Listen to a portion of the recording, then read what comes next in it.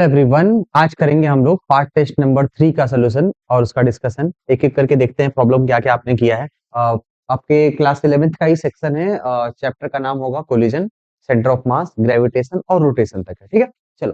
तो पहला ही प्रॉब्लम है, a rubber ball is drop from height 10 metre, okay, on a plane where acceleration due to gravity is not known, on bouncing it rises up to 6.4 metre. तो चलिए कोई नहीं, यहाँ पे ये गिरता है 10 मीटर से एंड आफ्टर बाउंसिंग ये जाता है 6.4 मीटर। तो एक बात बताओ, height after the first bounce equal to क्या होता है? ई स्क्वायर एच होता है, ई स्क्वायर टाइम्स एच होता है। तो यहाँ से H1 की वैल्यू है 6.4 metre equal to e square times of h. अब बताओ ई स्क्वायर, ये एच की वैल्यू कितनी है? 6.4 बाई 10, ये 0.64 हो जाएगा और ई की वैल्यू आ जाएगी 0.8, 0.8 या 4/5। ओके, अब आपसे पूछा है कि ये वेलोसिटी कितनी, the ball loses its velocity on bouncing by a factor of, कितनी वेलोसिटी इसने लूज किया है। तो सपोज करिए कि पहले वेलोसिटी थी u, okay, after bouncing v1 equal to क्या होता है? eu। लॉस कितने का हो गया सर? लॉस निकालना होगा, लॉस आएगा v1 माइनस यू, मतलब कि eu या u minus v one, u minus v one, पहले ज्यादा रहा होगा बाद में कम हो गया होगा, लॉस हुआ है। तो आप ऐसे निकाल सकते हैं कि u minus v one is 4u/5। It means कि u/5, ओके, कितना फैक्टर हो गया? 1/5 का फैक्टर हो गया और पहला ही ऑप्शन आपका करेक्ट हो जाएगा। Clear? Okay, simple. Velocity eu होती है और e स्क्वायर h पहली बार में हाइट होता है, सेकंड टाइम करोगे e पावर 4h होगा। ये डायरेक्ट रिजल्ट है जो आपको याद होना चाहिए था। ठीक है, चलिए अब अगले पार्ट की ओर बढ़ते हैं हम लोग। क्वेश्चन नंबर 2, यहाँ ध्यान से देखिए। Two identical balls A and B are release from the position as shown in the figure, okay, from height 4h and from height h, okay. They collide elastically, elastic का मतलब है कोई energy का loss नहीं होगा, okay, with each other on the horizontal portion, कहीं यहाँ पे ये दोनों कोलाइड कर रहे हैं। चलिए, find the height attend by the A and B after collision is. After collision A कितनी हाइट पे जाएगा और B कितनी हाइट पे जाएगा, इसके बारे में बात करनी है। तो ऐसे समझिए कि जब ये A गिरा 4h से, ऐसे समझो, इस एंगल से कोई फर्क नहीं पड़ता, ये 4h से गिरा, ऐसे चलते हुए 4h तक जाना चाहिए था, ऐसा होना चाहिए था। बट बीच में हुआ है कोलिजन। कोलिजन अगर आइडेंटिकल मास है और मतलब और इलास्टिक कोलिजन है, हेड ऑन इलास्टिक कोलिजन है, तो वेलोसिटी इंटरचेंज हो जाएगी। तो जो ए की वेलोसिटी है ये अब बी को मिल जाएगी, और यानी कि बी का बिहेवियर ए के जैसा हो जाएगा और बी का जो ए हो जाएगा उसका बिहेवियर बी जैसा हो जाएगा। बी एच हाइट से गिरा है तो अब आफ्टर कोलिजन ये केवल एच हाइट तक ही जाएगा और यहाँ पे ये 4h हाइट तक चला जाएगा। ओके, तो ये 4h से गिरा एच तक जाएगा, एच से गिरा 4h तक जाएगा। ओके, तो अब हाइट रेशियो किसके इक्वल होगा? आंसर होगा 1:4। 4:1 पहले था, इंटरचेंज हो जाएगी तो वेलोसिटी इंटरचेंज होगी तो हाइट भी क्या होगा? इंटरचेंज हो जाएगा। अगले प्रॉब्लम में देखते हैं। In the diagram given below, the horizontal line represent the path of ball coming from left and hitting the another ball which is normally at rest, कोई बात नहीं, okay, and the line represent the path of the two path after the collision which diagram show a physically impossible situation, okay, को बताना है कौन सा possible नहीं है। तो ऐसे समझिए कि एक बॉल है और इधर से एक स्टेशनरी बॉल है, ये दोनों कोलाइड हो रहे हैं और जिससे जैसा डायग्राम बनाया जा रहा है वो ये बता रहा है कि एक कोई इधर चलेगा एक कोई इधर चलेगा, कुछ ऐसा हो सकता है, पॉसिबिलिटी है। ओके, ये ऊपर ये नीचे की ओर जाएगा, ये टेढ़ा ऊपर जाएगा, ये दोनों किसी ऑब्लिक एंगल पे चलेंगे, ऐसा हो सकता है, या एक सीधा जाएगा एक ऊपर जाएगा। इसमें कौन पॉसिबल नहीं है? तो देखो पॉसिबिलिटी क्या होगी, जो कोलिजन होता है उसमें मोमेंटम कंजर्व होता है, डन। और 2D कोलिजन में तो मोमेंटम एक्स और वाई दोनों डायरेक्शन में कंजर्व होता है। ओके, इसका मतलब क्या है कि पहले तो मोमेंटम केवल एक्स में था, ओके, मोमेंटम केवल एक्स में था, पी एक्स जीरो नहीं था और पी वाई क्या था? जीरो था। तो फाइनल भी तो यही होना चाहिए, momentum in y direction zero होना चाहिए और एक्स डायरेक्शन में कुछ ना कुछ होनी चाहिए। तो एक्स डायरेक्शन में तो कुछ ना कुछ है हर फिगर में। वाई के बारे में देखो, इसमें भी वाई है और इसका एक कंपोनेंट टेढ़ा है, इसका एक कंपोनेंट ऊपर की ओर वाई आएगा और पॉसिबिलिटी है कि ये दोनों जीरो हो जाए, तो ये पॉसिबल ग्राफ है। ओके, इसके बाद यहाँ ध्यान से देखिए, इसको एक्स वाई में तोड़ोगे तो हो सकता है मोमेंटम जीरो हो जाए, इसको एक्स और वाई में तोड़ेंगे तो हो सकता है मोमेंटम जीरो हो जाए। बट इस केस में अगर हम वाई देखेंगे तो इसका एक कंपोनेंट वाई की ओर जाएगा बट इसका कोई कंपोनेंट वाई की तरफ नहीं है, तो इसका वाई मोमेंटम जीरो नहीं होगा। तो ये पॉसिबल ही नहीं है कि ये कभी क्या है, इस तरीके का डायग्राम बनाया जा सके। तो यही एक चीज है, अगर ऐसा वो चलेगा इसका मतलब है momentum in y direction is not conserve. Clear? Okay, जबकि मोमेंटम कंजर्व होना चाहिए। ओके, अगले पार्ट की ओर बढ़ते हैं। A highly elastic ball moving at a speed of 3 meter per second approaches a ball moving toward the ball with the speed of 3 metre per second. Okay, speed कितनी है? 3 metre per second. After the perfectly elastic collision the speed of ball will be, एक काम करो, coefficient of restitution 1 है। Okay, velocity of separation जो होगा v minus 3 होगा upon velocity of approach 3 minus minus 3, ये रिलेटिव वेलोसिटी ऑफ अप्रोच 6 हो जाएगा। ओके, तो v माइनस 3 बाई 6। ओके, तो 6 इक्वल टू v माइनस 3 और v इक्वल टू क्या आएगा? 9 मीटर पर सेकंड। बहुत ही प्यारा सा प्रॉब्लम है ये, आपका question number third correct, option number third correct हो जाएगा। क्लियर? चलिए थोड़ी कैलकुलेशन करते हैं, शायद हाँ सेंटर ऑफ मास पूछा हो गया। Centre of mass of the letter F which is cut from the uniform metal sheet of point A is, देखिए क्या करना होगा। फ्रॉम पॉइंट ए मतलब, और ये कोऑर्डिनेट के फॉर्म में दिया हुआ है, मतलब हमको ए पॉइंट को ओरिजिन मान के एक्स वाई कोऑर्डिनेट बताना होगा। क्लियर? ओके, और साथ साथ एक और चीज है कि ये एरिया से निकालने वाले हैं हम लोग। देखो ऑप्शन में सब में 7 है, 15 15 22 33 22 33 23 33। एक बात बताऊं, देखो ये यहाँ पे x तो कॉमन है, y 33 है, 23 है, 33 है, 22 है। ओके अच्छा जी, यहाँ पे दो कॉमन हो गया, कोई बात नहीं, तो हमें दोनों सॉल्व करना पड़ेगा, x कोऑर्डिनेट भी और y कोऑर्डिनेट भी। ऐसे करते हैं, इस पूरे सेक्शन को ऐसे एक एरिया मानते हैं। क्लियर? एक दूसरा सेक्शन ये मान लेते हैं और तीसरा सेक्शन ये मान लेते हैं, तीन पार्ट हम मानते हैं। ओके, तो ये पहले वाले की जो एरिया होगी A1 वो बताओ कितनी होगी? ये टोटल लेंथ 8 है और 8 इंटू 2 कितना होगा? 16। ओके, इस वाले सेक्शन की A2 बताओ कितनी है? A2 A2 होगा, ये टोटल 6 था जिसमें से दो आपने बाहर निकाल लिया तो बचा 4, 4 मल्टीप्लाइड बाई 2 8 होगा। और A3 कितना होगा? A3 इस छोटे वाले सेक्शन का, A3 की जो वैल्यू होगी 2 इंटू 2 कितना आएगा? 4। ओके, अब सबके x कोऑर्डिनेट, x1 कितना होगा, x2 कितना होगा और x3 कितना होगा?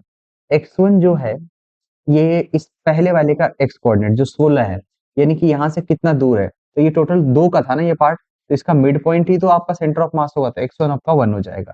x2 जो है वो इसका इसका मिड पॉइंट, ये 4 है, इसका मिड पॉइंट 2 पे होगा, तो यहाँ से कितने पे होगा? यहाँ से 4 पे हो जाएगा। ये 1 था, ये 4 था, और ये कितना होगा? देखो 2 प्लस 2 4, इस 2 का आधा 1 पे होगा यहाँ पे, यहाँ से कोऑर्डिनेट कितना हो जाएगा? 2 प्लस 1 3, ये 3 हो जाएगा। ऐसे ही y कोऑर्डिनेट बताओ, y1 y2 y3 ये सब निकाल लो। ओके, y1 की क्या वैल्यू होगी? इसका कोऑर्डिनेट कितना होगा इस वाले पोर्शन का? ये कितना नीचे है, तो टोटल 8 है, इसका मिड पॉइंट कहाँ पे होगा? 4 पे होगा a से। और इसका देखो A2 जो कि आपका 8 है, इसका y2 कितना होगा? ये 2 है, 2 का मिड पॉइंट 1 पे आ जाएगा।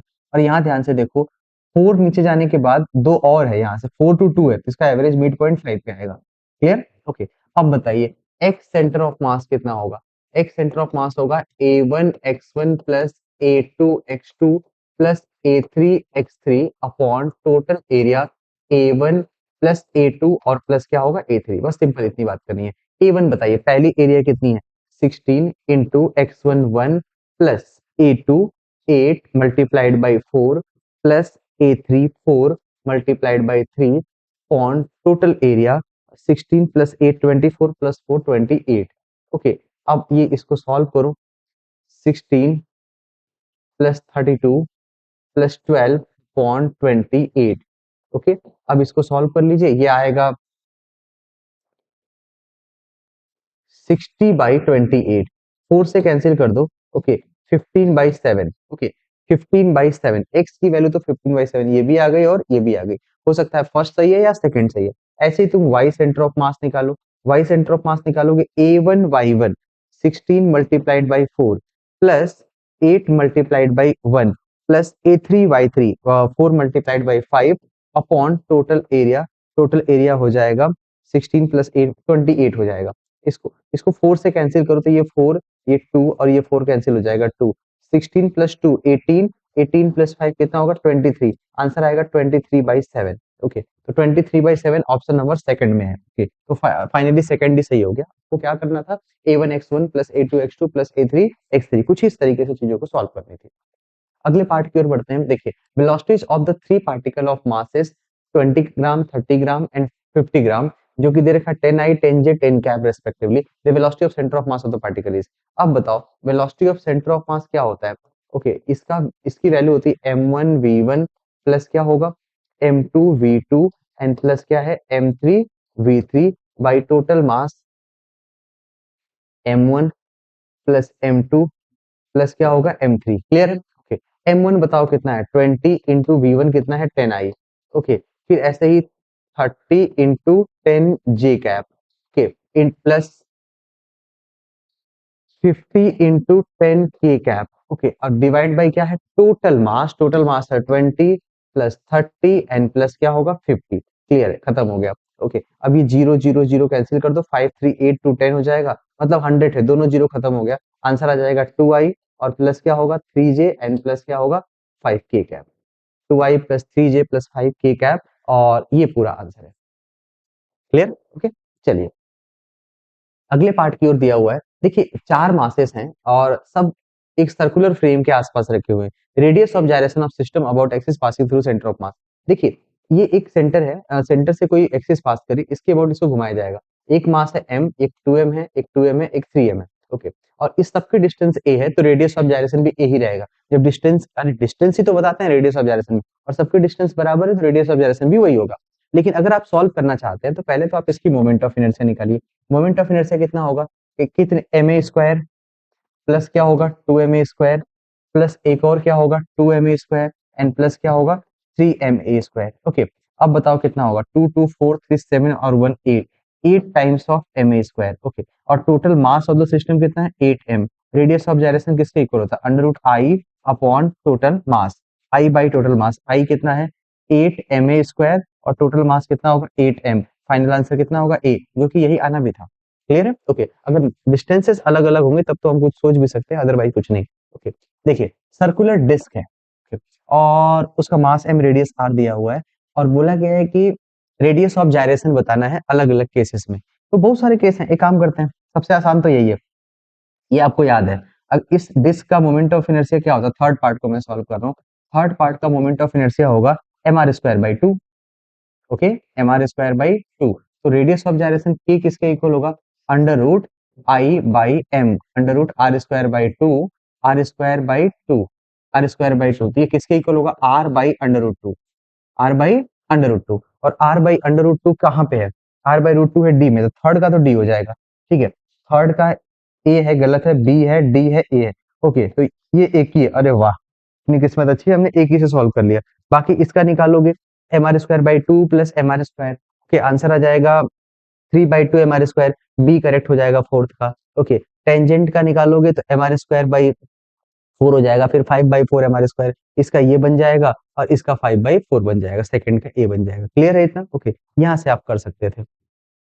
अगले पार्ट की ओर बढ़ते हैं। देखिए O is the centre of an equilateral triangle ABC. F1 F2 F3 जो है वो फोर्सेस है जो कि अलोंग द साइड BC, इस सारी साइड के अलोंग लग रहे हैं। What should be the magnitude of F3 so that total torque about point O is 0। इसके बारे में बात करनी है। देखिए क्या करेंगे हम लोग, पॉइंट O पे ये बताओ नेट टॉर्क 0 है, तो torque of F1 plus torque of F2 plus torque of F3 ये क्या होना चाहिए, 0 होना चाहिए। ओके, अब सोचो क्या करेंगे, टॉर्क जो 3 है वो नेगेटिव होना चाहिए टॉर्क 1 प्लस टॉर्क 2 के वेक्टर मैग्नीट्यूड से, और वेक्टर मैग्नीट्यूड के दोनों की डायरेक्शन एक ही है। ओके, टॉर्क 3 होगा R इंटू F3, क्योंकि R सबका बराबर होगा, और ये minus of R F1 plus R F2, बस इतना ही है। यानी F3 जो है इसकी वैल्यू जो है F1 प्लस F2 के बराबर होनी चाहिए। ये मैग्नीट्यूड वाइज है, वेक्टर सम नहीं है, तो ये वेक्टर सम नहीं होगा, ये मैग्नीट्यूड वाइज सही होगा। F1 का मैग्नीट्यूड प्लस क्या होगा 2 का मैग्नीट्यूड। क्लियर? अगले पार्ट की ओर बढ़ते हैं। ठीक है, एक प्लेट है, इसके किनारे के अबाउट मोमेंट ऑफ इनर्शिया बताना है। अरे वाह, ये तो फॉर्मूला याद है। एक बात बताइए, इस रॉड का इसके अबाउट क्या होता है, एम एल स्क्वायर बाई 3, इसके about M B square by 3, और दोनों को ऐड कर दोगे तो M L square plus B square या M A square plus B square by क्या आ जाएगा 3 आ जाएगा। अगर सेंटर ऑफ मास से पूछा होता तो शायद 12 आ जाता है यहाँ पे। क्लियर? ये डायरेक्ट याद रखिएगा, किनारे से जब एक्सिस पास होती है तो M L L square plus B square या A square plus B square by 3 हो जाएगा, सेंटर से A square plus B square by 12 हो जाएगा। एक रॉड है, sorry, a mass of 16 kg moving with speed of 5 metre per second collide with another stationary mass. ये 16 kg है, ये 5 मीटर पर सेकंड से चल रहा है। Okay, collide with another stationary mass जो कि है 4 kg का। ये दोनों आपस में कोलाइड करते हैं, कोलाइड करने के बाद they stick together. Okay, stick का मतलब होगा 16 प्लस 8 बन जाएगा 20 kg, और ये किसी v स्पीड से चलने लगेगा। Kinetic energy of the composite mass बताना है कि उसकी काइनेटिक एनर्जी कितनी है। कैसे निकालेंगे, एक काम करिए, पहले मोमेंटम कंजर्व करिए, 16 into 5 plus 4 into 0 equal to 20 into v. यहाँ से वी आ जाएगा 4 मीटर पर सेकंड। ओके, इसकी स्पीड 4 मीटर पर सेकंड हो जाएगी कंपोजिट मास की। अब इसकी काइनेटिक एनर्जी बताइए। काइनेटिक एनर्जी क्या होती है? Half M v square. Half mass is 20 KG into v का स्क्वायर, 4 का स्क्वायर। ये 10 इंटू क्या होगा? 16, और 10 इंटू 16 कितना होगा? 160 जूल। ओके, 10 इंटू 16 कितना होगा? 160 जूल। ये बन जाएगा प्रॉब्लम नंबर 2। क्लियर? चलिए आगे बढ़ते हैं। ओके, इसमें एक रॉड है, इसको यहाँ से छोड़ा गया और इसका एक्सेलरेशन बताना है। हॉरिजॉन्टल रॉड है, मास दिया है और लेंथ दिया है। चलिए इसके बारे में बात करेंगे। सबसे पहले इसका टॉर्क बताओ कितना होगा? mg इसका फोर्स लगेगा यहाँ पे, और कितने डिस्टेंस पे होगा? l/2 पे, mg l/2। और moment of inertia about the end of the rod is ml square by 3। अब बताइए अल्फा किसके इक्वल होगा? Torque by moment of inertia. Torque कितना है? mgl/2 into moment of inertia ml square by 3। ये ऊपर जाएगा, आंसर आ जाएगा 3g/2l। ये आपका फाइनल आंसर है। अब इसमें l की वैल्यू पुट कर दो, क्योंकि यहाँ पे इस तरीके से कोई ऑप्शन है ही नहीं, 3g/2l नहीं है, तो ऐसे लिख दो 3g/2 एंड लेंथ कितना है? 1.6। ओके, और 15 में है, 16 में है, तो ऊपर नीचे ना एक काम करते हैं, 5 से मल्टीप्लाई कर देते हैं, तो ये 10 16 हो जाएगा, तो 15g/16। ये आपका आंसर करेक्ट हो जाएगा। कौन सा आंसर है? फर्स्ट आंसर ही है आपका सही। ओके, चलिए अगले पार्ट की ओर बढ़ते हैं। देखो, एक यूनिफॉर्म रॉड है, clamped at one end and allowed to rotate in vertical plane. ठीक है, ओके, यानी mg लगेगा। The rod is given angular velocity omega in its vertical position as shown in the figure. The value of omega for which the force exerted by the hinge on the rod is 0। ये थोड़ा अच्छा सवाल है। Okay, इसका कोई भी force नहीं लगना चाहिए। ये कैसे पॉसिबल है? ऐसे समझो, इसका यहाँ पे ये सेंटर ऑफ मास है। क्लियर? और सेंटर ऑफ मास नीचे की ओर क्या लगाएगा? mg। ओके, यहाँ से mg एक फोर्स नीचे की ओर लगेगा, और ऊपर की ओर लगेगा m into R l/2 into omega square. Clear है? और साथ साथ हिंज फोर्स यहाँ से ऊपर की ओर नॉर्मल भी लगाएगा। तो नॉर्मल फोर्स जो है, नॉर्मल फोर्स ऊपर लग रहा है, plus m l/2 omega square, ये दोनों मिलके mg के बराबर होगा। और बोला कि नॉर्मल ही जीरो हो जाए, इसको जीरो कर दो। ओके, तो अब सोचिए, मुझे m से m कैंसिल कर दीजिए आप। Omega square equal to 2g/l। Omega किसके इक्वल होगा? Under root of 2g/l। ये है final answer. Omega equal to under root 2g/l। Clear है? ओके, अगर इतनी स्पीड हम देते हैं तो उसका नॉर्मल रिएक्शन क्या रहेगा? जीरो रहेगा। ये कहीं ना कहीं वर्टिकल सर्कुलर मोशन का जो क्रिटिकल केस होता है, वहां से डिजाइन प्रॉब्लम है। Okay, next one is two rigid bodies A and B rotates with rotational kinetic energy EA and EB respectively. The moment of inertia of A and B about axis of rotation is IA IB। IA IB के बीच में relation दे रखा है, EA EB के बीच में relation दे रखा है। Ratio of the angular momentum of A to the angular momentum of B। देखो, angular momentum of rotating body होता है under root to moment of inertia into rotational kinetic energy. Okay, तो L A by L B अगर आपको निकालना हो, 2 से 2 तो कैंसिल हो जाएगा, अंडर रूट होगा आई A by I B into क्या होगा? के ए बाई के बी। यही तो करना है। ओके, अब चलिए आ जाइए, under root I A by I B होगा 1/4। ओके, एंड के ए बाई के बी हो जाएगा 100। ओके, क्या ये अंडर रूट 25 होगा? और अंडर रूट 25 कितना आता है? 5 आता है। कोई ऑप्शन है? जी हाँ, थर्ड ही ऑप्शन करेक्ट है। क्लियर? ओके, इस तरीके से आप कर सकते हैं। बेसिक फॉर्मूला बेस्ड प्रॉब्लम था। नेक्स्ट प्रॉब्लम दे रखा है थीटा। थीटा इक्वल टू कितना है? 2t³ minus 3t square minus 4t plus 5। Angular acceleration किसी टाइम पे पूछा गया है। तो पहले तो आप ओमेगा निकालिए, इसको डिफ्रेंशिएट कर दीजिए, D theta by D T. D theta by D T आ जाएगा 6t square minus 6t, okay, minus 4। Okay, और एक बार और डिफ्रेंशिएट करोगे तो अल्फा आएगा D omega by D T. और ये कितना आ जाएगा? ये आ जाएगा 12t minus 6 and t equal to 1 put करो, 12 इंटू 1 माइनस 6 कितना आ जाएगा? 6 रेडियन पर सेकेंड स्क्वायर। 6 रेडियन पर सेकेंड स्क्वायर। ऑप्शन कौन सा करेक्ट है? थर्ड ही ऑप्शन करेक्ट है। चलिए आगे बढ़ते हैं। An ant is sitting on the edge of a rotating disc. Okay, ऐसे ये एक रोटेटिंग डिस्क है और इसके एज पे कोई आंट बैठी हुई है। Reaching the other and after moving along the diameter. यहाँ से वो इंसेक्ट जो है वो चलते चलते अलोंग द डायमीटर दूसरे एंड पे पहुंचता है। ओके, तो जो एक्सिस ऑफ रोटेशन ये है, ध्यान से देखिए, जो आंट है उसका मास को कंसीडर करें तो उसकी डिस्टेंस पहले वो toward the axis of rotation जा रहा है, फिर वो उससे दूर जा रहा है। पहले क्या कर रहा है, आर इंक्रीज कर रहा है एंड देन आर क्या होगा, डिक इंक्रीज करेगा। ओके, पहले घटेगा फिर बढ़ेगा, पहले पास आ रहा है फिर दूर जा रहा है। आर अगर कम होगा पहले आई घटेगा, क्योंकि आई एम आर स्क्वायर होता है, और उसके बाद आर आई क्या होगा, बढ़ेगा। ओके, और आई जब बढ़ता है तो एंगुलर मोमेंटम कंजर्व, तो आई ओमेगा कांस्टेंट है, आई ओमेगा कांस्टेंट है तो इसका मतलब है कि ओमेगा पहले इंक्रीज होगा एंड देन ओमेगा क्या होगा, डिक्रीज होगा। ओके, ये पूरी कहानी बनेगी। अब ऑप्शन को पढ़िए, रिमेन्स कांस्टेंट, ये तो गलत है। फर्स्ट डिक्रीजेस देन इंक्रीजेस, गलत है। फर्स्ट इंक्रीजेस देन डिक्रीजेस, ये करेक्ट है। इंक्रीजेस कंटिन्यूअसली, ये भी गलत है, क्योंकि पहले पास आ रहा है फिर दूर जा रहा है। ठीक है, सेंटर से दूर जाता फिर आर बढ़ता आई बढ़ता तो ओमेगा केवल घटता। ओके, या सेंटर की तरफ यहाँ पे जाके सेंटर पे रुक जाता तो ऑप्शन 4 करेक्ट हो जाता। Clear.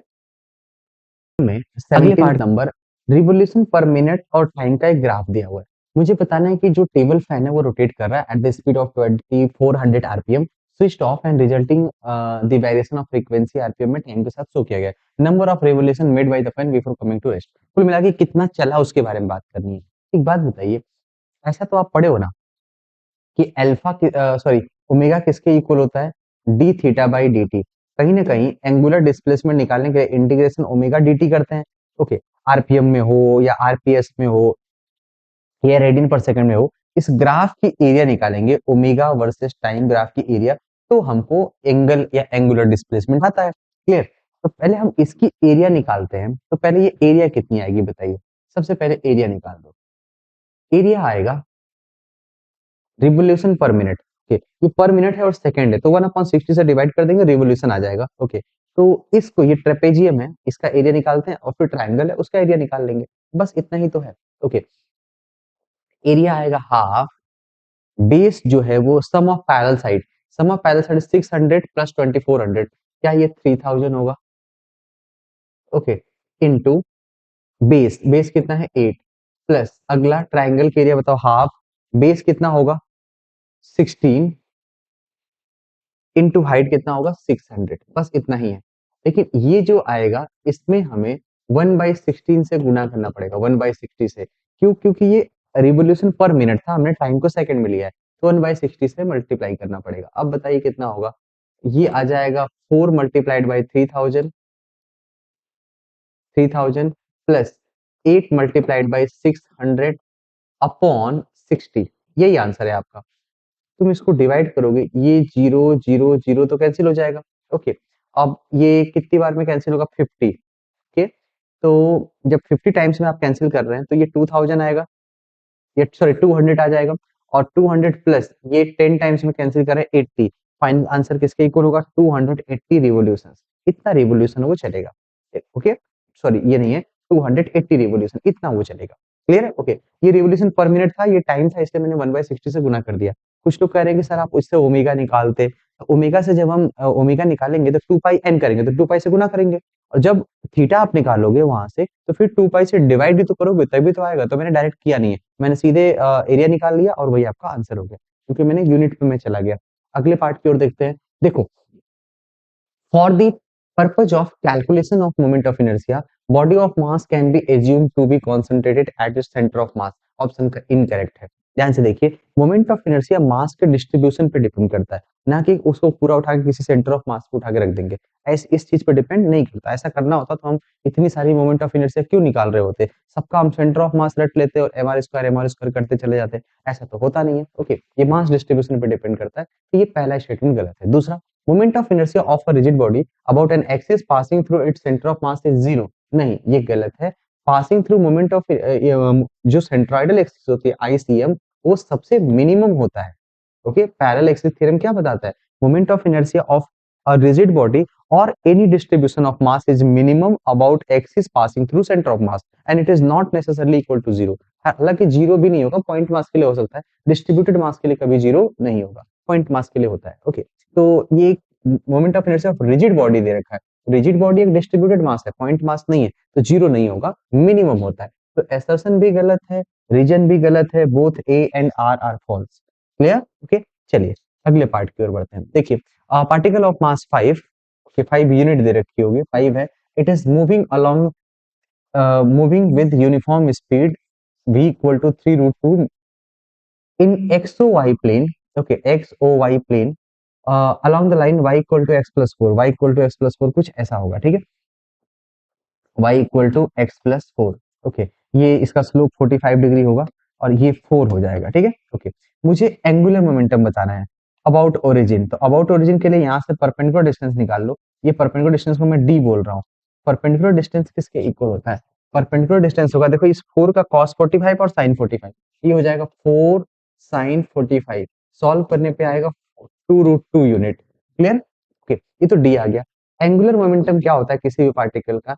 mv into perpendicular distance. Okay, m कितना है? 5, v फॉर वेलोसिटी, वेलोसिटी कितनी है? 3√2 और परपेंडिकुलर डिस्टेंस इज 2√2।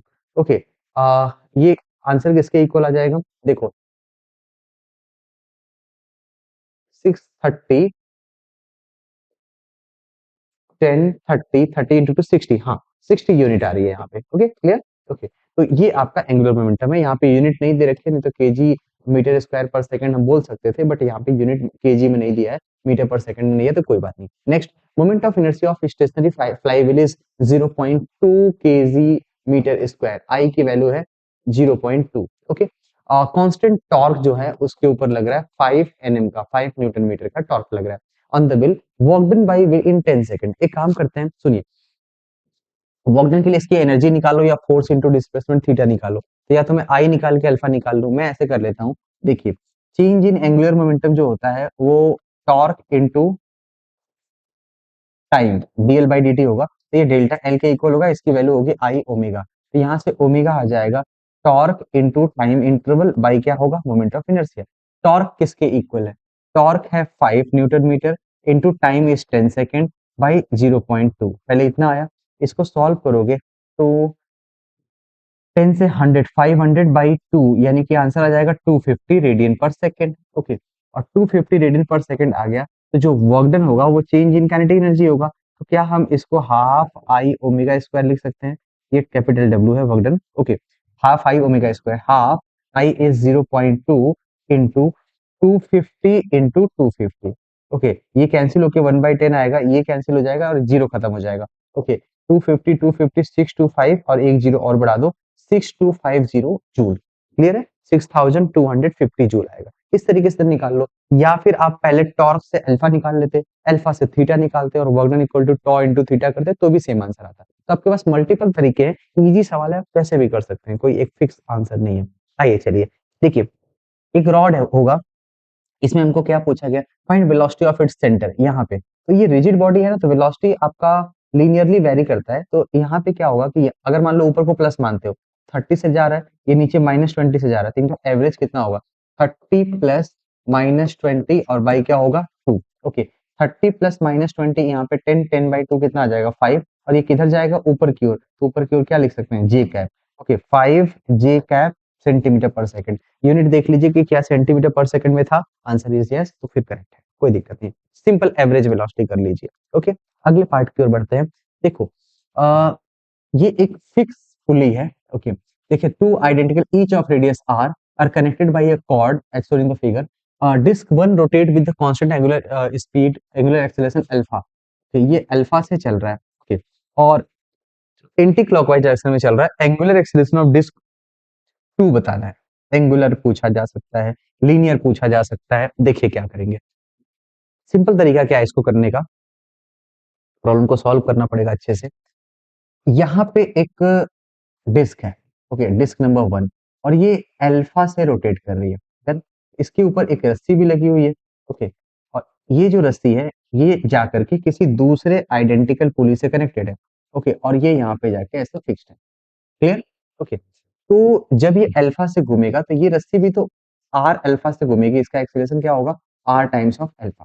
क्लियर है? Okay, A equal to R alpha. Okay, तो यहाँ पे जब ये स्ट्रिंग आएगी, ऐसे समझिए, आप एज्यूम कर लीजिए कि इसका अपना जो एक्सीलरेशन है ये नीचे की ओर जाएगा ए, और साथ साथ ये घूमेगा भी। कितने से घूमेगा? इसका कुछ अल्फा निकालना पड़ेगा। इसको तुम मान लो कि ए से गया नीचे की ओर, और ये कैसे घूमेगा? ये ऐसे घूमेगा तो इधर की ओर घूमेगा, तो इसका इसका एक्सेलरेशन हम अल्फा 2 मान लेते हैं। डन। इस पार्ट का एक्सेलरेशन क्या होगा? नीचे की ओर ए है प्लस आर अल्फा 2 है। ओके, और यहाँ पे ऊपर की ओर क्या होगा? इस पॉइंट का जो एक्सेलरेशन होगा ए से नीचे जा रहा है और आर अल्फा से ऊपर जा रहा है। ओके, तो ए नीचे है, अब पता नहीं कौन बड़ा है, और आर अल्फा टू जो है वो ऊपर की ओर है। ओके, एक बात बताइए, ये जो दो पॉइंट्स हैं यहाँ पे कोई स्लिपिंग नहीं होनी चाहिए, ऐसे मान के चलो ये रस्सी और ये जो पॉइंट है इस पे कोई स्लिपिंग नहीं होनी चाहिए, इन दोनों को बराबर होना चाहिए।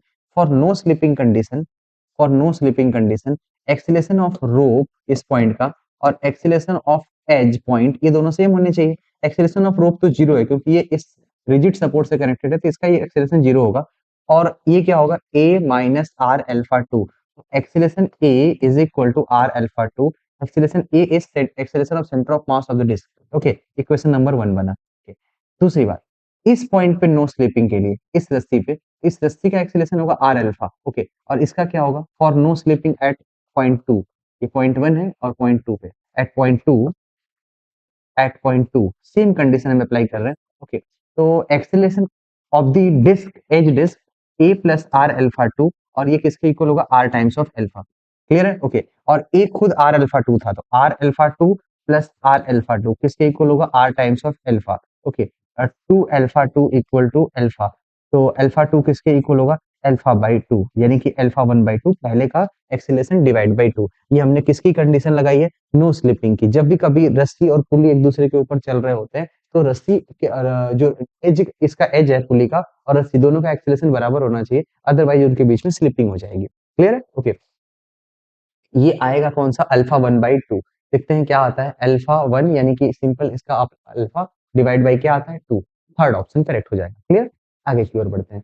नेक्स्ट पार्ट जो है उसमें पूछा गया three identical uniform rod each are acted by the two or more forces. Clear? Okay, all are perpendicular to the rod and equal in magnitude. Clear है? मैग्नीट्यूड भी बराबर है और रॉड के परपेंडिकुलर लग रहे हैं। Which of the following rods could be in static equilibrium if additional force is applied at the center of mass of the rod। देखिए, एडिशनल इक्विलिब्रियम का मतलब होता है उसके ऊपर नेट फोर्स भी जीरो होना चाहिए और साथ साथ नेट टॉर्क भी क्या होना चाहिए, जीरो।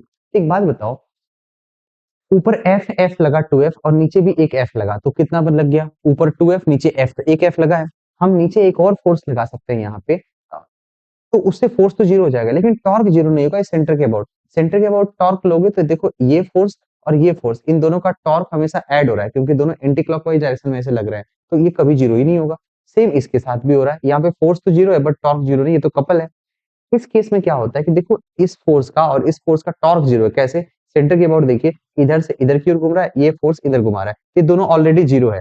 बाकी इस फोर्स को बैलेंस करने के लिए हम यहाँ पे ऊपर की ओर एक फोर्स लगा सकते हैं, तो केवल तीसरा ही एक ऐसा ऑप्शन है जहां पे क्या हो सकता है कि फोर्स लगा के, सेंटर पे फोर्स लगा के इसको इक्विलिब्रियम बनाया जा सकता है। क्योंकि जब तुम फोर्स लगा रहे हो सेंटर पे तो वो फोर्स तो लग रहा है लेकिन टॉर्क नहीं लग रहा है सेंटर के अबाउट, तो अगर पहले से टॉर्क होगा तो उस टॉर्क को न्यूट्रलाइज नहीं कर सकता। क्लियर? फोर्स को तो न्यूट्रलाइज कर देगा, फोर्स आप मैग्नीट्यूड बढ़ा सकते हैं घटा सकते हैं तो न्यूट्रलाइज कर सकते हैं, बट टॉर्क नहीं न्यूट्रलाइज कर सकते। क्लियर है? ओके, तो इन पहले और दूसरे केसेस में टॉर्क जीरो नहीं था तो जीरो कभी होगा ही नहीं, थर्ड में हो सकता है। क्लियर?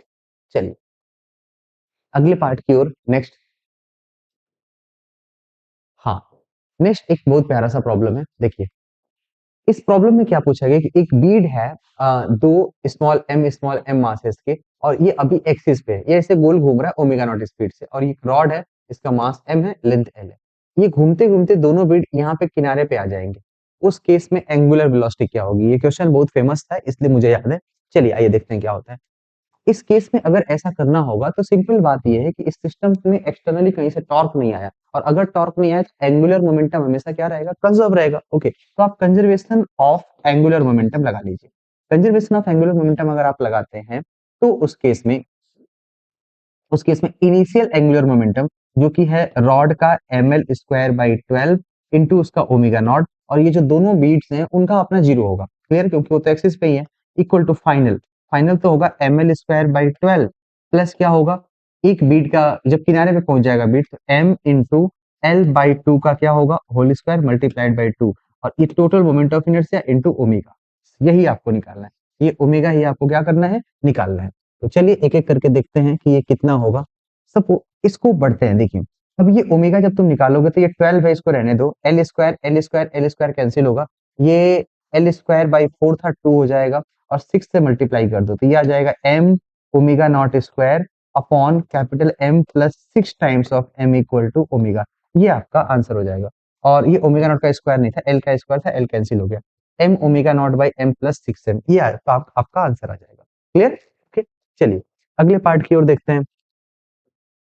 नेक्स्ट जो पार्ट है, सर्कुलर वुडन लूप है। लूप मतलब कि एक रिंग टाइप का स्ट्रक्चर है, रिंग है, ओके, जिसका मास m है, रेडियस r है, रेस्ट पे है on horizontal frictionless surface. A bullet also of same mass m moving with the velocity v strike on the loop and get embedded into it. The thickness of the loop is much smaller than the radius r. The angular velocity with which system rotates just after the bullet strike the loop. ये बहुत ही प्यारा सा problem है, okay, और थोड़ा conceptual भी है, okay. Direct आप एंगुलर मोमेंटम कंजर्व नहीं कर सकते यहाँ पे, और केवल एंगुलर मोमेंटम ही नहीं कंजर्व होगा, और एंगुलर मोमेंटम किस पॉइंट के अबाउट कंजर्व होगा वो भी सोचना पड़ेगा। ऐसे समझिए कि ये है एक लूप, ओके, मास m, रेडियस r का, ओके, और ये रेस्ट पे है। यहाँ से जो बुलेट है जो ऐसे गया, इसके इसके अंदर जाके एम्बेड हो जाएगा। एम्बेड होने का मतलब कुछ ऐसा एक नया सिस्टम बनाएगा, और ये बन जाएगा मास m। और ये पूरा सिस्टम जो है ना, आगे भी चलेगा क्योंकि मोमेंटम कंजर्व है, कहीं हिंज नहीं है, आगे भी चलेगा इसका सेंटर ऑफ मास, और ये उसके अबाउट घूमेगा भी। तो आप पहले ये समझो कि अगर इसका मास m है, इसका भी मास m है, तो इनका इस पूरे मास का सेंटर ऑफ मास यहाँ पे था, लेकिन अब इस सिस्टम का सेंटर ऑफ मास इसके बीच में होगा, और ये बनेगा सेंटर ऑफ मास। ध्यान से देखो, ये क्या बनेगा? सेंटर ऑफ मास।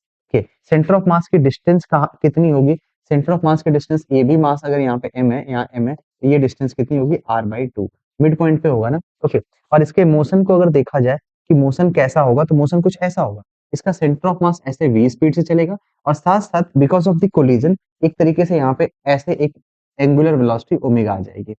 समझ गए? ओके, तो इस सेंटर ऑफ मास के अबाउट हम एंगुलर मोमेंटम कंजर्व कर सकते हैं using conservation of angular momentum about centre of मास, क्योंकि ये घूम किसके अबाउट रहा है? Centre of mass. Centre of this ring के अबाउट नहीं घूम रहा है, सेंटर ऑफ मास के अबाउट घूम रहा है। देखो क्या करेंगे, सबसे पहले इनिशियल एंगुलर मोमेंटम और फाइनल एंगुलर मोमेंटम दोनों बराबर होंगे। इनिशियल एंगुलर मोमेंटम कितना होगा? पार्टिकल m है, वो v स्पीड से चल रहा था, और इसकी परपेंडिकुलर डिस्टेंस सेंटर ऑफ मास से कितनी थी? सेंटर से r है, बट सेंटर ऑफ मास से r/2 है, mv into r/2 equal to final.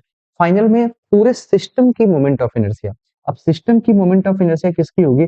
आई जो है वो रिंग का, आई रिंग का, प्लस आई जो है वो बुलेट का, इनटू क्या होगा? ओमेगा, बस यही होगा। क्योंकि वेलोसिटी, उसका वेलोसिटी भी है, हम वेलोसिटी को इसलिए नहीं कंसीडर कर रहे हैं कि उसी पॉइंट के अबाउट ले रहे हैं। हम सेंटर ऑफ डिस्क के अबाउट लेते तो उसके चलने की भी लेनी पड़ती है, थोड़ा कॉम्प्लिकेटेड हो जाता, इसलिए मैं नहीं ले रहा हूँ। ओके, तो अब देखो mvr/2 equal to I of the ring. I of the ring क्या होगा? रिंग का सेंटर का कितना होता है?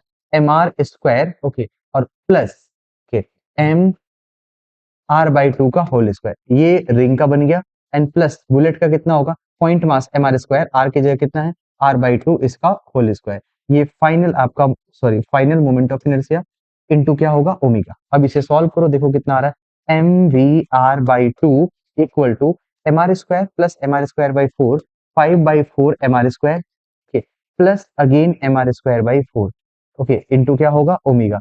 ये बन जाएगा 6mr²/4,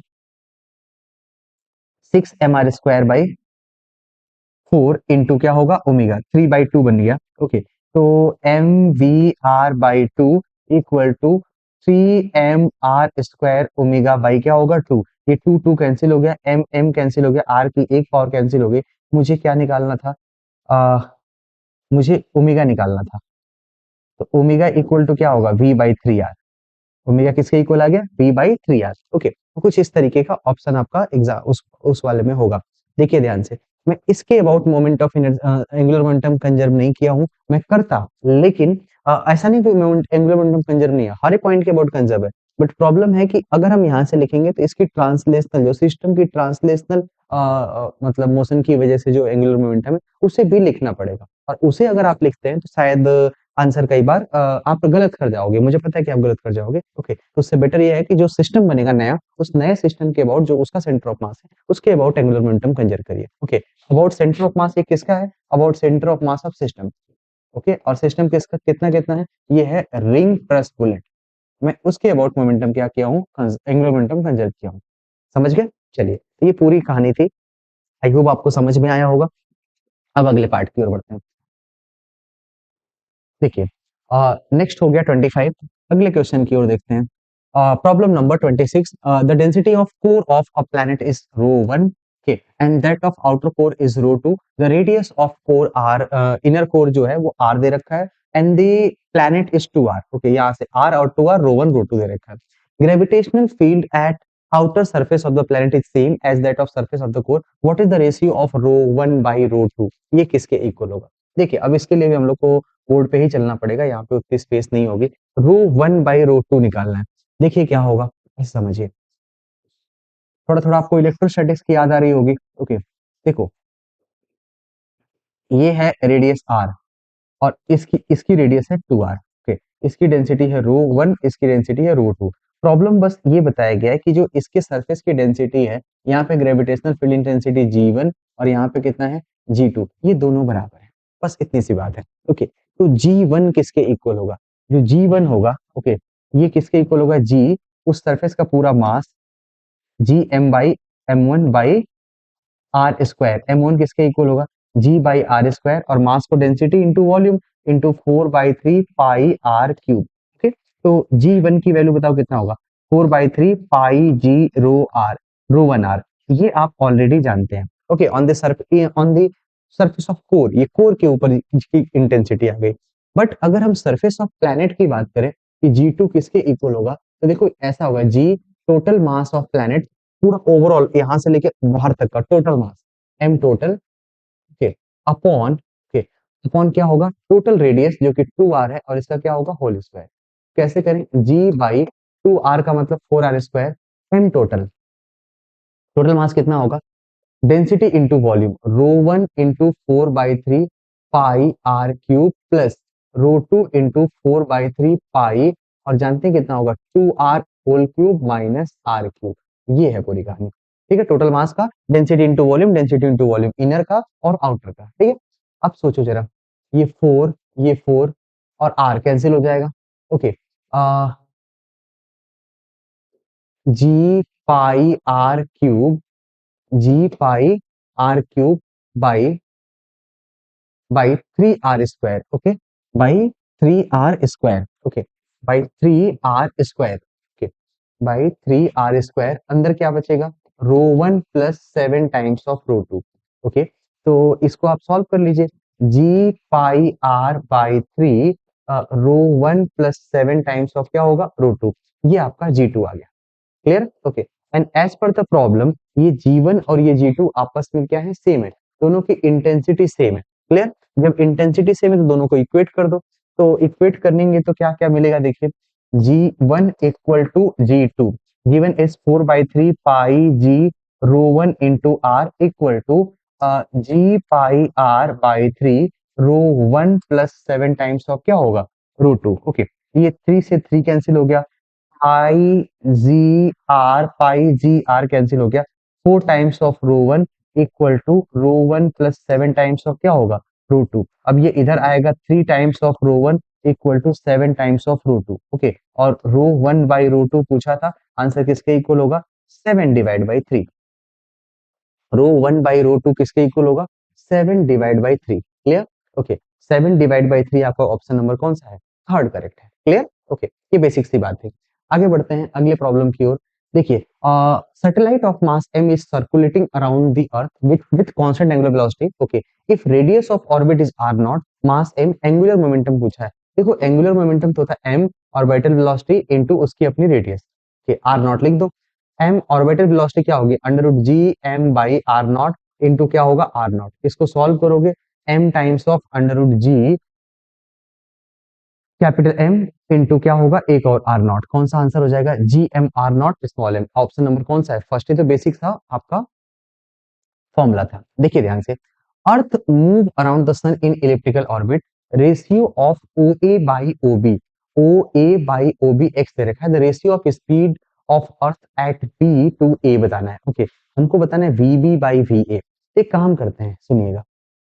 सिंपल सी बात ये है कि अगर मैं यहाँ पे इस प्लेनेट के इस मोशन की बात करूं, ए पॉइंट पे इसकी अपनी स्पीड इधर की ओर होगी, planetary motion we A. Okay, और बी पॉइंट पे इधर की ओर होगी वी बी. क्लियर है? ओके, तो और ये इसकी डिस्टेंस है यहाँ पे आर. क्लियर है? ओके, आर, ये आर है. इस एंगल को हम थीटा मान लेते हैं.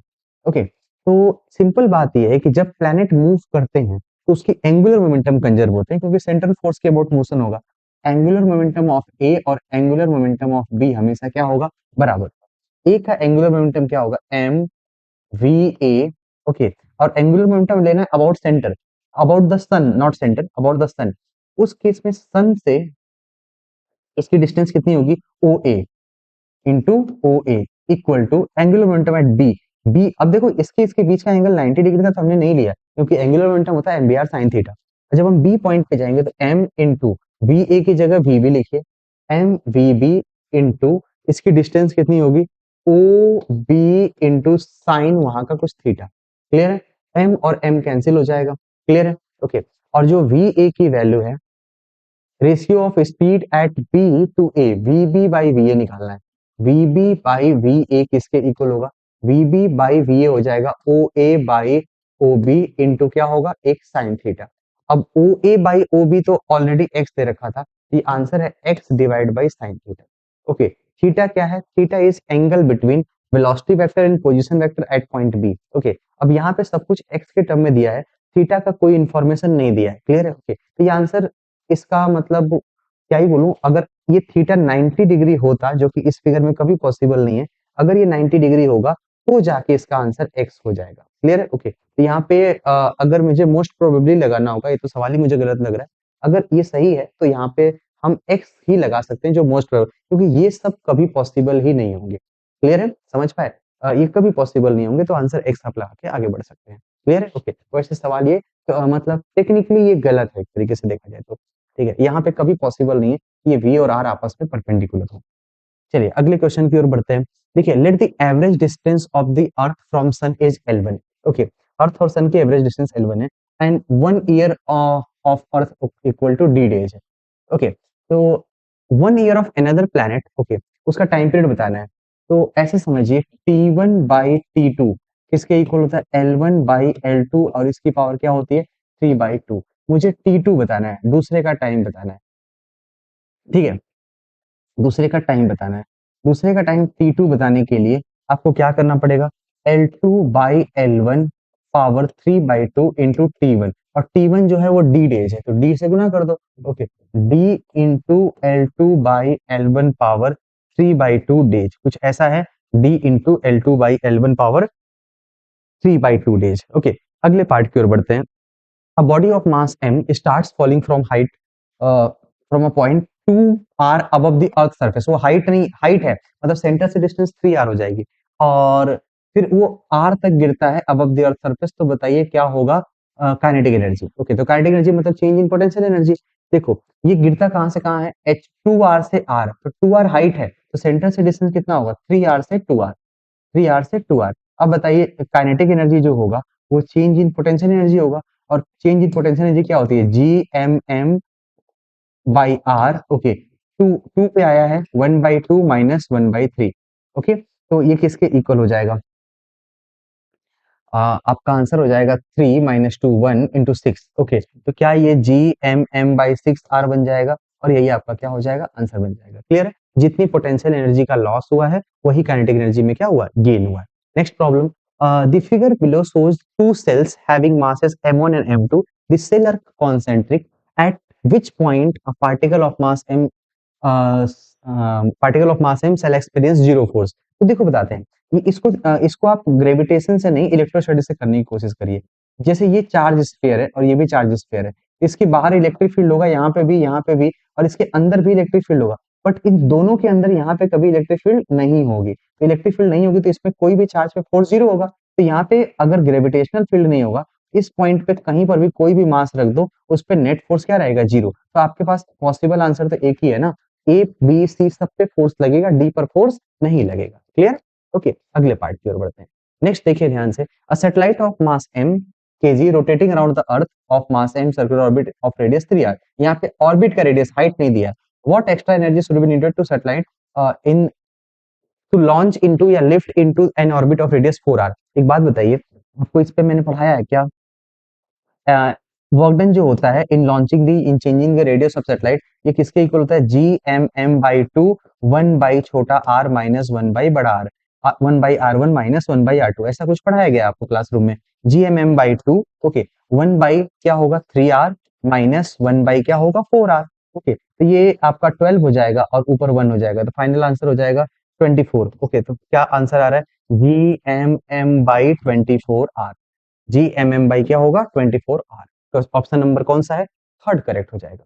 चलिए problem number third, an object is projected with velocity √3gr/3 from earth surface. Data को ध्यान से देखना होगा, velocity of the particle at highest at the maximum height reached by it will be. Okay, इसका क्या मीनिंग है, देखो समझाते हैं क्या मीनिंग है, बताते हैं। अगर आप गलती से जो स्टैंडर्ड तरीका है उससे आप सॉल्व कर दे, थोड़ा फंस जाएंगे, आपका टाइम चला जाएगा। ये ध्यान से देखो, 8/3 इज मोर देन 2, तो क्या ये जो स्पीड दिया हुआ है √2gr से ज्यादा है ना, ये स्पीड, ओके, ये स्केप स्पीड से ज्यादा है, तो पार्टिकल मैक्सिमम हाइट पे नहीं, पार्टिकल इंफिनिटी पे जा रहा है, इस बात को समझिए। मैक्सिमम हाइट पे नहीं जा रहा है, कहाँ जा रहा है, इंफिनिटी पे, और जब इंफिनिटी पे जा रहा है तो वहां की स्पीड किसके इक्वल होगी, स्केप स्पीड होल स्क्वायर और माइनस जो स्पीड आपने सॉरी जो स्पीड आपने दी है residual speed, V speed minus क्या होगी, वी स्क्वायर, वी का स्क्वायर कितना होगा 8gr/3 माइनस वी स्क्वायर कितना होता है 2gr, ये कितना आ जाएगा 2gr/3, ये वी इंफिनिटी होल स्क्वायर, यही मैक्सिमम हाइट होगी, तो वी इंफिनिटी या मैक्सिमम हाइट की स्पीड कितनी होगी √2gr/3, बस इतना ही करना था। ऑप्शन नंबर कौन सा करेक्ट है, फर्स्ट करेक्ट है, क्लियर। चलिए अगले पार्ट की ओर बढ़ते हैं। Gravitational potential difference between the surfaces of planet and a point situated at height 20 metre above its surface is 2 joule per kg. ध्यान से देखिए, सब इलेक्ट्रोस्टैटिक्स से लगेगा। यहां से यहाँ का पोटेंशियल डिफरेंस, इसके बीच की जो डिस्टेंस है वो है 20 मीटर, और पोटेंशियल डिफरेंस कितना है, ग्रेविटेशनल पोटेंशियल डिफरेंस कितनी है, ये है 2 जूल पर केजी। समझ गया, ओके, एसआई यूनिट में ही है। अब हम ग्रेविटेशनल फील्ड की बात करें, ग्रेविटेशनल फील्ड इंटेंसिटी क्या होती है, जैसे इलेक्ट्रिक फील्ड होता है dv/dr, delta v by delta r, वैसे ही ग्रेविटेशनल फील्ड का पोटेंशियल डिफरेंस अपॉन उनके बीच की डिस्टेंस, यही तो होगी ग्रेविटेशनल फील्ड इंटेंसिटी। तो ये होगा 2/20, क्या ये 1/10 होगा, वहां पे न्यूटन पर कूलम होता है, यहाँ न्यूटन पर केजी होगा।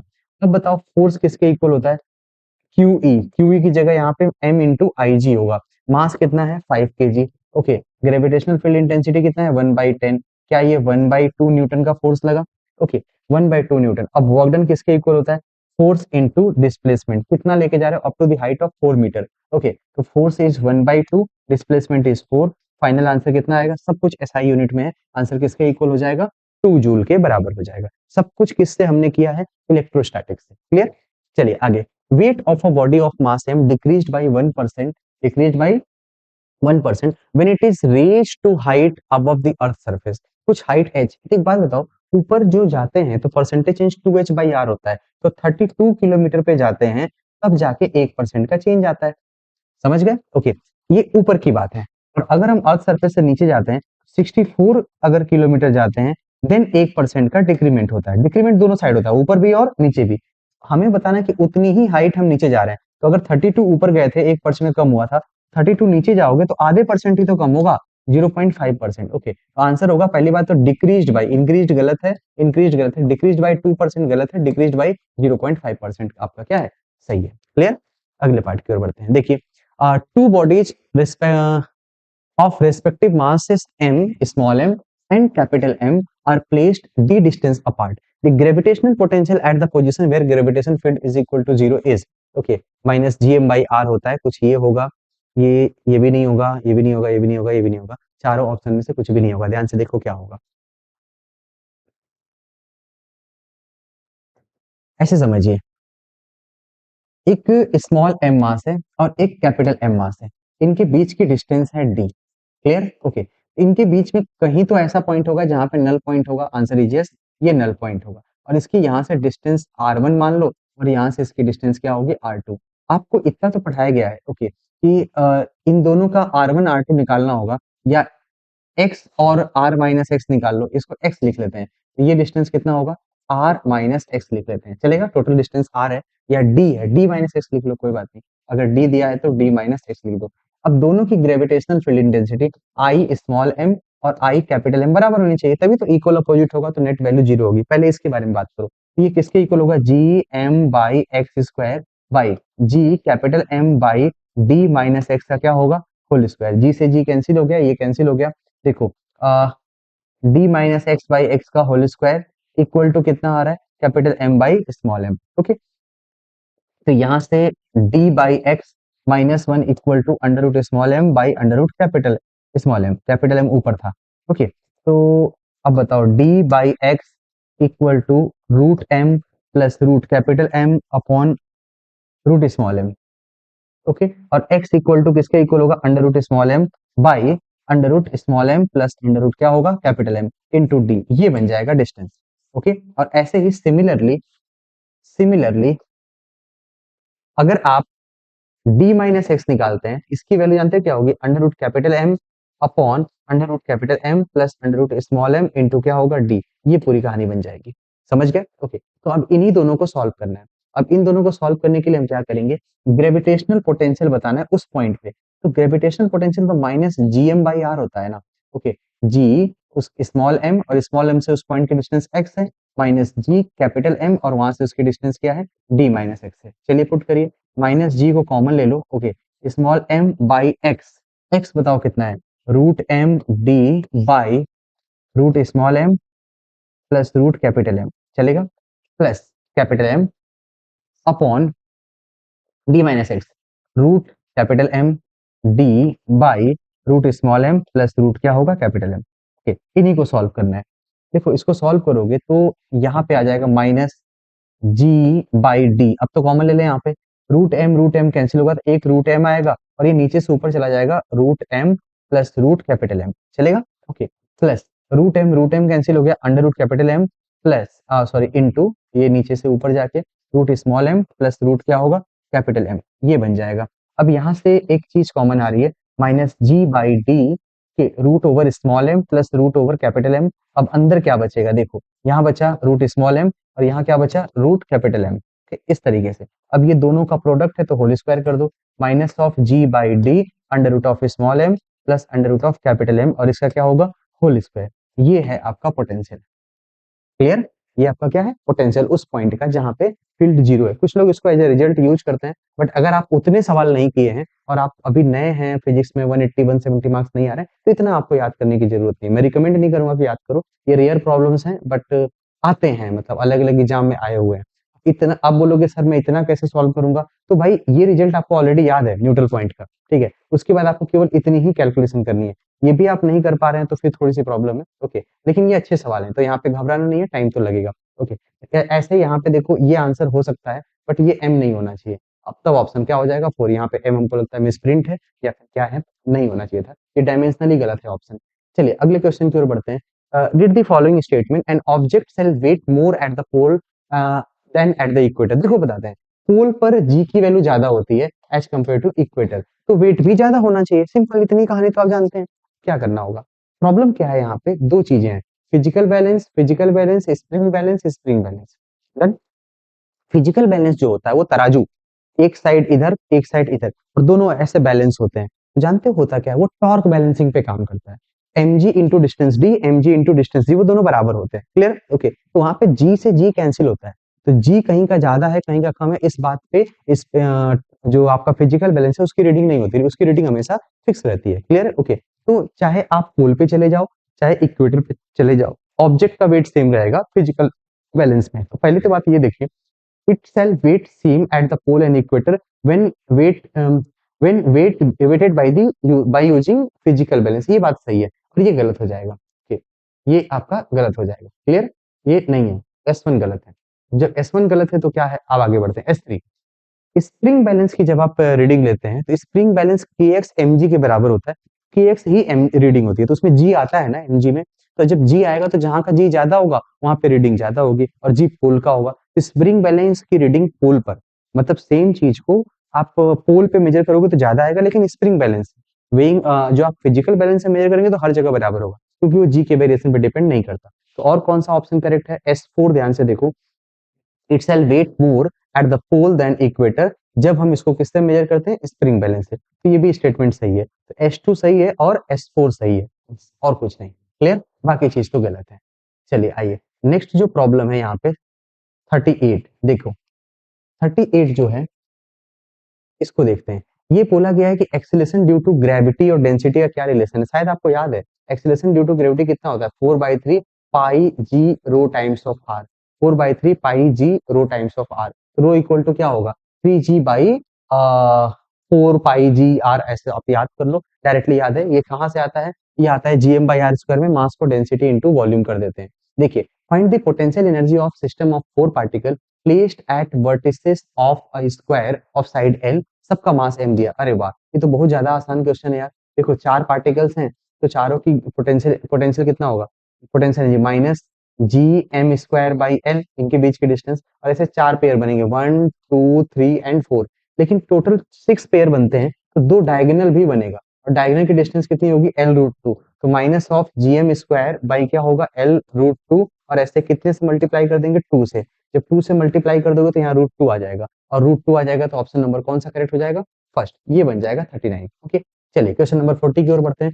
3 identical bodies each of mass m are placed at vertices of an equilateral triangle of arc L, keeping the triangle unchanged. What speed the body should be rotated in their own gravity in their gravitational field so that the triangle move along the circumference of circular orbit? इसके बारे में बात करें। देखिए ये 3 star system 2 star system के concept से बनाया गया। हुआ क्या, ऐसे समझिए कि ये सब मासेस हैं, ओके, और इन सब मासेस में किसी सबने एक दूसरे को अट्रैक्ट किया और वो ऐसे सर्कल में घूम रहा है। एक बात बताएं, इसका जो सेंटर होगा यहाँ से इसकी डिस्टेंस कितनी होगी, डिस्टेंस होगी l/√3, ये आपको याद होना चाहिए। ओके, तो किसी एक पे जो नेट फोर्स होगा वो नेट फोर्स किसके इक्वल होगा, √3 टाइम्स ऑफ फोर्स यानी कि gm²/l², और इसकी वैल्यू किसके इक्वल होगी mv²/r, r किसके इक्वल है l/√3, बस इतना ही करना था। और अब √3 l l कैंसिल हो जाएगा, v इक्वल टू आ जाएगा √gm/l, और √gm/l कौन सा है, सेकंड ऑप्शन ही करेक्ट है, यही आपका सही आंसर हो जाएगा। ठीक है चलिए next, the gravitational force between the two bodies is directly proportional to r not r², मतलब एक अलग केस हमने बना दिया। तो बताया गया है orbital speed for the circular orbit is proportional to, अरे ऐसे समझिए जो फोर्स है अब सम कांस्टेंट अपॉन r है ना कि r² है, और इसकी वैल्यू किसके इक्वल होगी mv²/r के इक्वल होगी, तो r से r कैंसिल हो जाएगा, तो v जो है वो डायरेक्टली प्रोपोर्शनल टू r की कोई पावर ही नहीं होगी, इसको बोलेंगे r की पावर 0, ऑप्शन नंबर कौन सा करेक्ट हो जाएगा, सेकंड करेक्ट हो जाएगा। ठीक है चलिए अगले पार्ट की ओर बढ़ते हैं।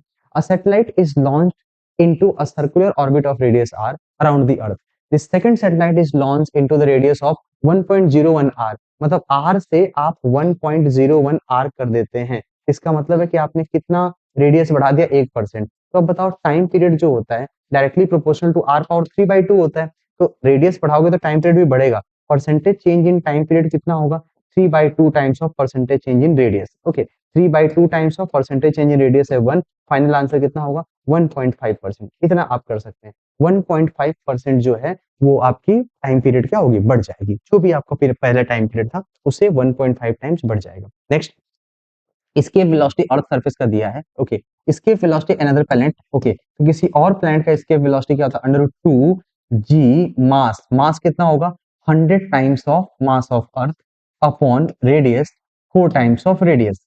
ओके तो इसको कैंसिल करो 25 बाहर आएगा 5 टाइम्स ऑफ √2gm/r, ओके, यानी 5 times of escape velocity, 5 times of escape velocity 11.2 दिया होता है, इसको सॉल्व करोगे आएगा 56 किलोमीटर पर सेकंड, ये आपका फाइनल क्या हो जाएगा आंसर 56 किलोमीटर पर सेकंड। बन चलिए 44 की ओर चलते हैं। One planet is revolving around the sun at point P and it is minimum distance is d1 और इसकी स्पीड है v1। ओके तो एंगुलर मोमेंटम कंजर्व वैसे करिए ना, d1 v1 इक्वल टू क्या होता है d2 v2, और मुझे क्या निकालना है स्पीड v2, v2 किसके इक्वल होगा d1 v1 बाई क्या हो जाएगा d2, ऑप्शन कौन सा करेक्ट है, थर्ड करेक्ट है, इसमें ज्यादा कुछ सोचना ही नहीं है। अगले पार्ट की ओर चलते हैं। Which of the following graph express the variation of gravitational potential with the distance for hollow sphere of radius r।